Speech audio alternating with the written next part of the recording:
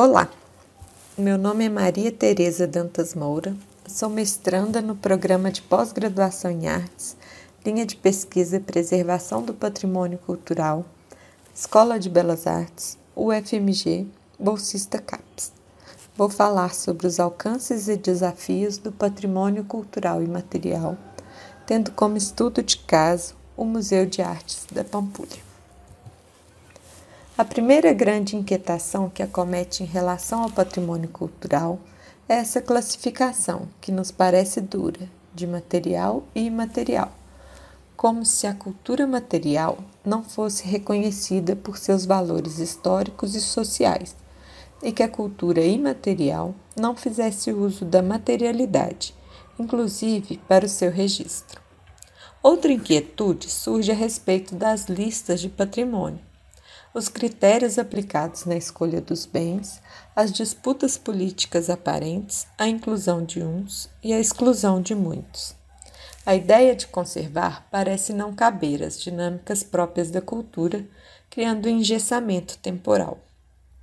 No grupo de pesquisa Estopim, do qual faço parte, realizamos algumas reflexões sobre as questões relacionadas ao patrimônio cultural, a bens materiais e a significação desses bens.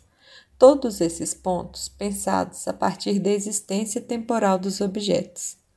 O presente trabalho visa associar as discussões do grupo de pesquisa Estopim com os assuntos apresentados pela professora doutora Jenny Gonçalves em nossas aulas no programa de pós-graduação em artes da Escola de Belas Artes da UFMG.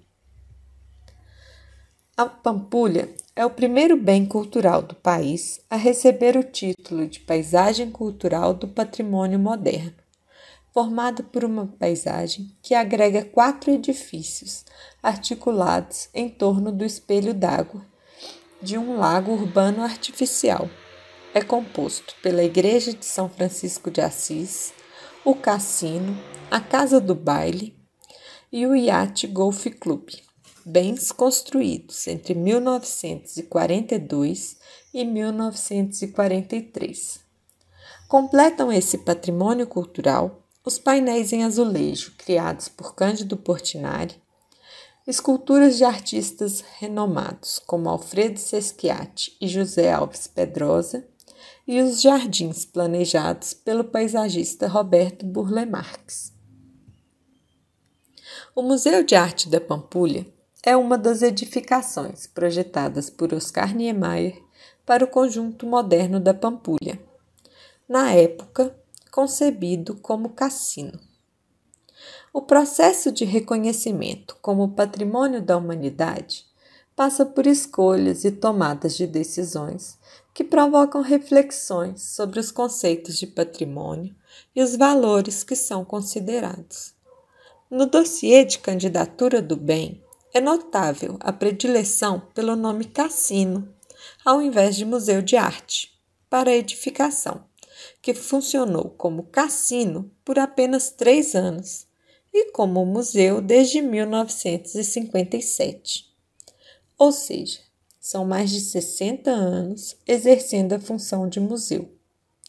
A escolha do nome cassino em detrimento do museu perpassa também pela memória que se deseja evocar através do monumento e pelo esvaziamento de uma instituição.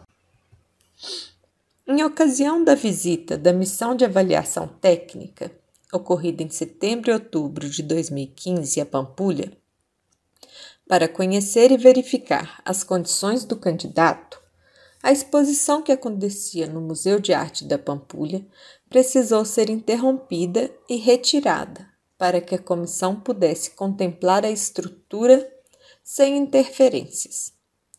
Medidas essas que corrompem a alma da edificação, deixando o esqueleto vazio. Não foi considerado na visita a funcionalidade do edifício, sua vida social e sua relação com a comunidade. A não citação do acervo do MAP no dossiê também demonstra o pouco caso com a instituição e seu legado histórico dos salões nacionais de arte e de projetos consolidados na cidade, como o Bolsa Pampulha.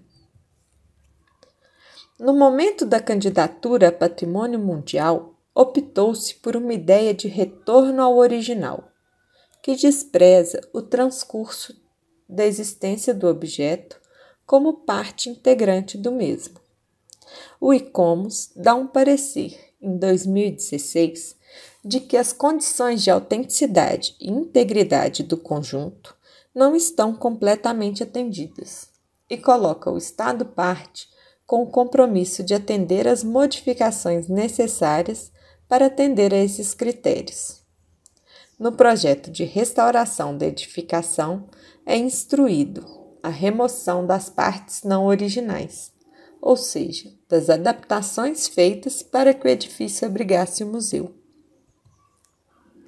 Se esse esvaziamento não foi intencional por alguma motivação política ou econômica, com a pretensão de dar outro destino à edificação, ela serve muito bem para fomentar esse tipo de disputa, colocando dúvidas sobre a legitimidade do espaço museal, como ocorrido em agosto de 2020, quando um vereador da cidade postou em suas redes sociais uma foto da edificação dizendo: "Na torcida para que o ministro do Turismo, @Marcelo Álvaro Antônio, consiga levar adiante a ideia de reabertura dos cassinos no Brasil e que ele reabra essa joia que não possui a menor vocação para museu."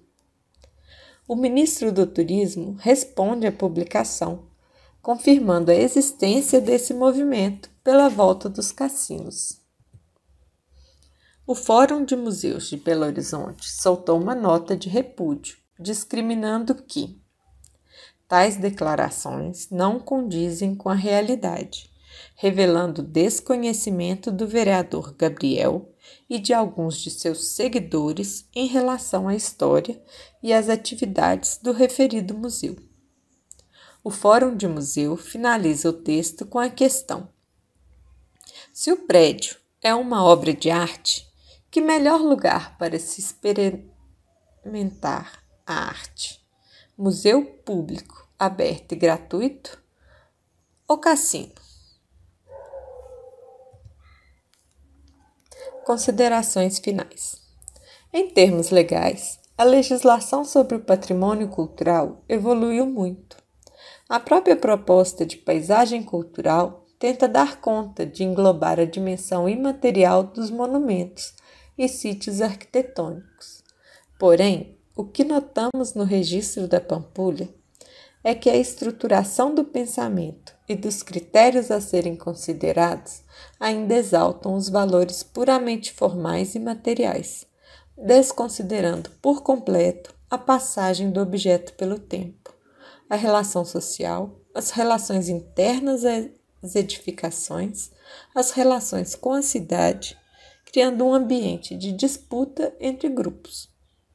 A leitura sobre esse processo nos faz pensar propostas que visem diminuir o impacto negativo das práticas patrimoniais, pensando na importância de se reconhecer e registrar as práticas sociais que acontecem nesses espaços, permitindo que eles se consolidem como patrimônios possuidores de corpo e de espírito.